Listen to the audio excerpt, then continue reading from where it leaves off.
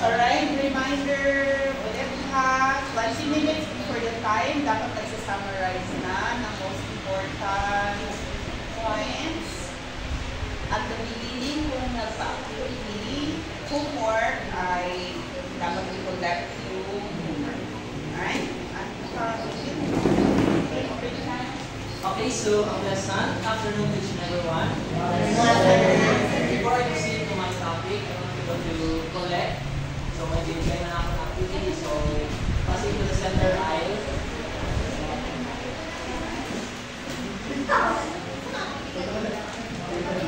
Okay, so this is so 10, 9. Yung makikita ko na naiwan is short answer. Is yun yung tatawagin ko ngayon. 8, 7, 6,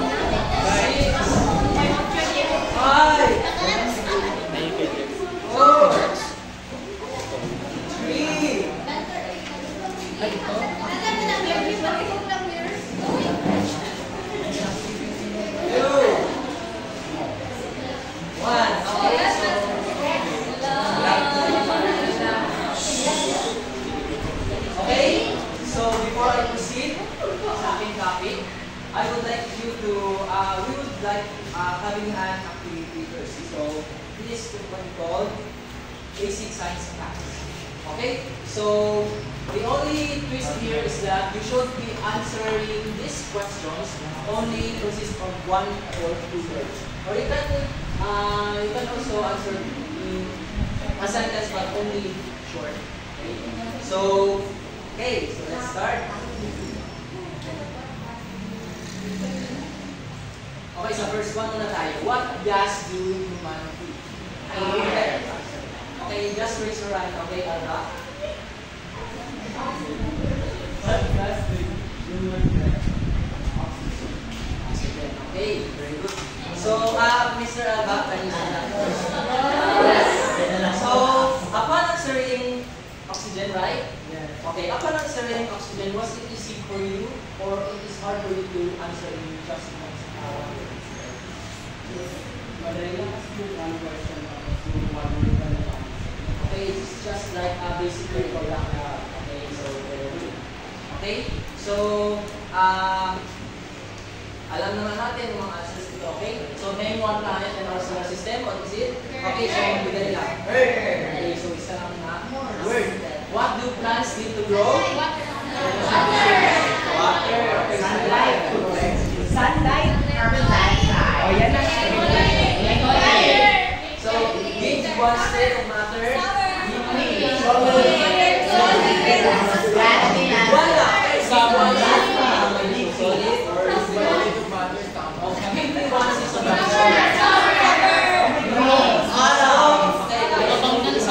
So now, do you have an idea about what my topic was? Okay, so, okay, si Ate Rochelle. The topic is all about short answers. Yay!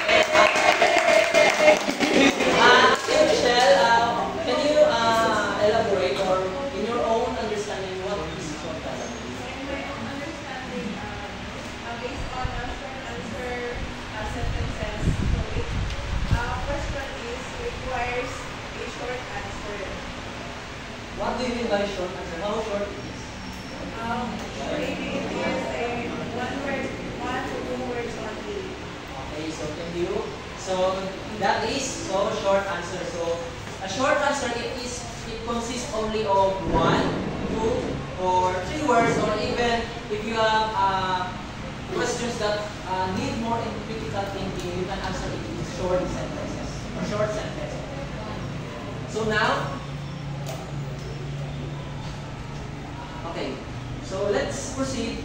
I have 2 different kinds of short answer items, which is the assessing knowledge and comprehension, and the second one will be the assessing reasoning and deep understanding. But first, I would like to discuss this to you, on how we should assess knowledge and comprehension to the students using short answer items. So, what do you mean by this statement, assessing knowledge and comprehension?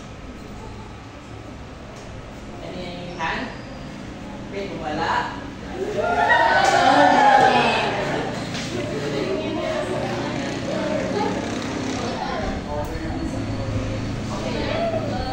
So, alam niyo naman ito, no?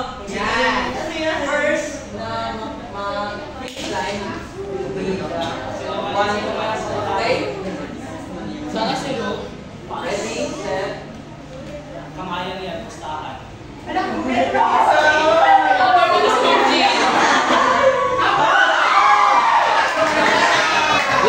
brasero, Dapat siya meron kayo, G.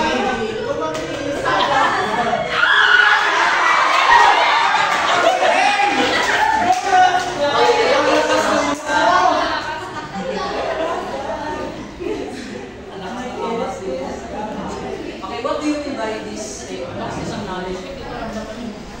You are assessing students yung basic understanding. Parang more on recall na yung mga students assessing that.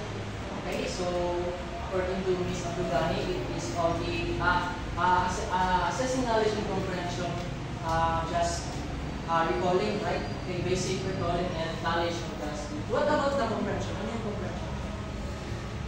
Yung understanding. Okay, yung understanding. Okay, so okay, if you watch my video, the content of my this one is okay. So natural for students to use familiar classrooms. Okay, so this can be used when teachers can conduct a lesson or during the lecture. Okay, so pwedeng mag-ask yung teacher while he or she is discussing a lesson. So short answer can be a convenient way in kung paano mo malalaman na may natutunan yung isang estudyante sa isang topic. Okay? So, here, kasadaan na. So, advantages and disadvantages. I want you to focus lang sa encourages recall and not guessing. Why it encourages recall and not guessing? What do you mean by guessing? Okay, sa assessment, what do you mean by guessing? Like, how would you interpret guessing? Sa mga previous na mga lesson. Okay? Choices like multiple choice. Okay, good. So, true or false or binary. So, it encourages, a short answer encourages recall and not guessing. Why? Okay, so my question here is,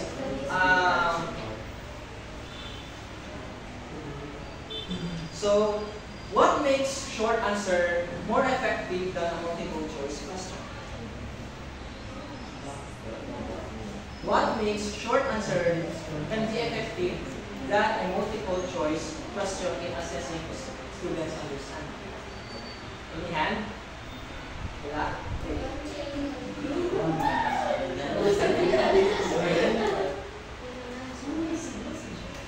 Wala akong nag-aaral.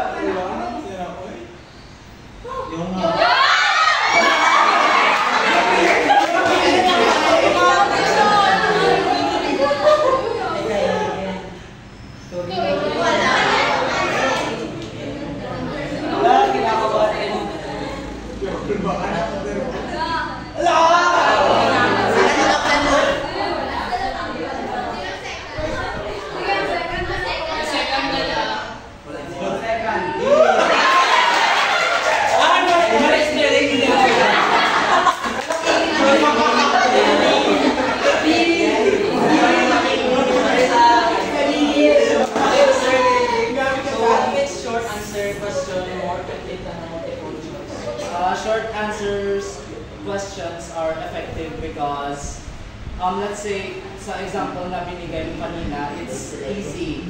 Easy lang siya isipin since may hints sa questions. Kasi if multiple choice, syempre may mga distractions. Factor na rin yung distractions para malito yung students. So, kung short answer lang, isa lang talaga. The downside is kung hindi nila alam yung short answer na yun. Okay, so, that's a good point. So, can you explain, kung paano yung format ng isang, response format ng isang student might reveal of how they think more clearly than just selecting an option. Like, di ba sa multiple choice, there's a probability that there's a guessing, no? Mag-guess ka lang. So, paano ma-reveal ang isang students na naiintindihan niyo yung the thinking of the student is more clear than just selecting an option? In my understandings or observations, since if alam ng student yung sagot sa short answer na yun, so excited mo din sila magsagot like but excited sila magsagot kasi alam nila yung answer. So, it is also because students have to recall and organize their own words, but rather than just selecting an option or just guessing. So, multiple choice, mag-guess ka na lang kung wala ka ng choice. Okay. So, rather than sa short answer, the student will recall or organize or construct their own words. Okay, so mas makakahasa yung kanilang understanding sometimes. Okay, so these are the following suggestions that I would like. These two suggestions that you write and select na very good short answer items. So nakasaad dyan or that stated there that okay, the first one, state the items so that only one answer is correct. State the items so that the required answer is brief. Do not use questions, verbatim from textbooks or other instructional materials. Designate units required for that. So state the items succinctly with words student understand. So, why is it important that our question should be specific and only focused? Na dapat yung question na yun can contain only a short answer. Okay, again, so why is it important for a short answer question to be specific and focused?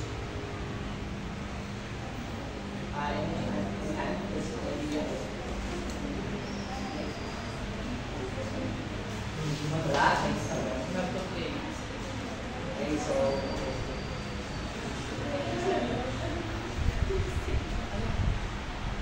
second.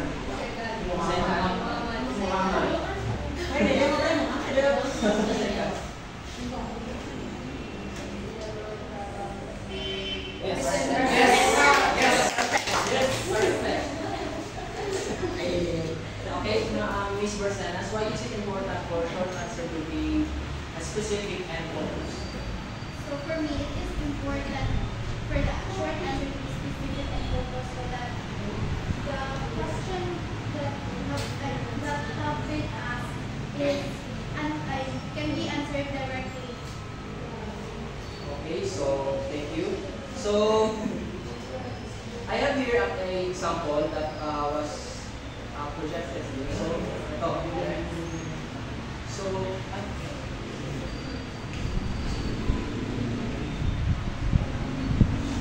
So what do you think is the problem here in this sa poor states? Wordy, okay? So broad masyado yung question, and also mahirapan yung student to catch up, okay, ma-identify yung mismo answer. So that is why we should be specific, okay? So tanong nila sa improve version, that is the term for water falling from the sky as rain, snow, okay? So Iksi lang siya, but the student would answer it also. Concise yung question. Okay. So number 3, I want you to read, here. So do not use questions verbatim from textbooks or other instruction materials. Okay. So sa linya na lang. So every line, I want you to create. Okay? I want you to identify first the passage and mag-uusap kayo and you will create a simple question that can answer, your question can be answered in only 1 or 2 words or sentence. Okay? So I will give you a 1 minute lang.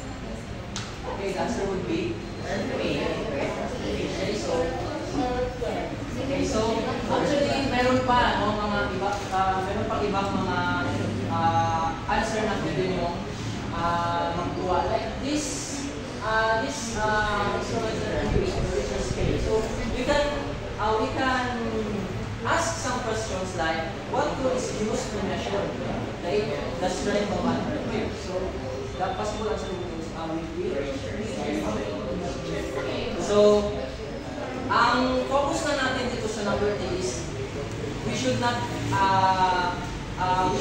use questions verbatim, no, galing sa textbooks. When we say verbatim, alam mo verbatim?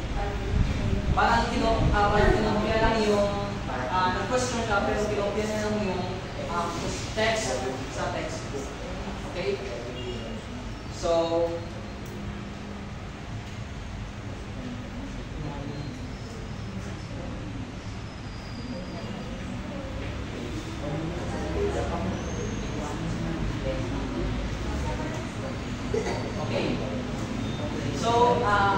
mabilis na to about completion item is because meron siyang connection about short answer.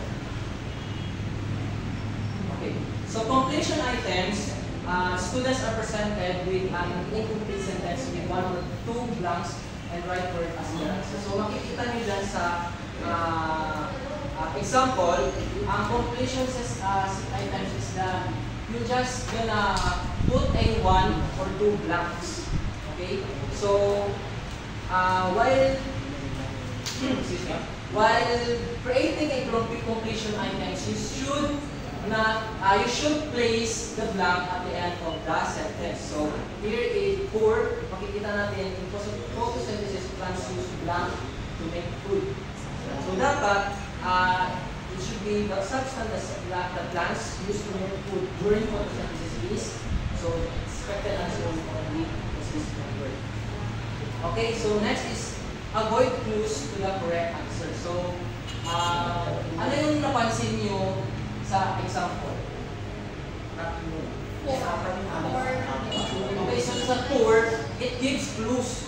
Okay? So, makikita niyo dito, actually, may isa dito and may tatlo. So, may clues yung isang student na tatlong word yung answer dyan. So, the improved would state that the full legislative branches of the United States Federal Government are that it has the same length, it has the same length yung mga blanks na dyan. Para hindi makabigay ng clues. Okay, to summarize, so short answer consists of 1 or 2 words, and you can assess the knowledge and comprehension of the student using short answer. And also, not just basic recall, and you can also do short answer by assessing the reasoning and the deep understanding of the student.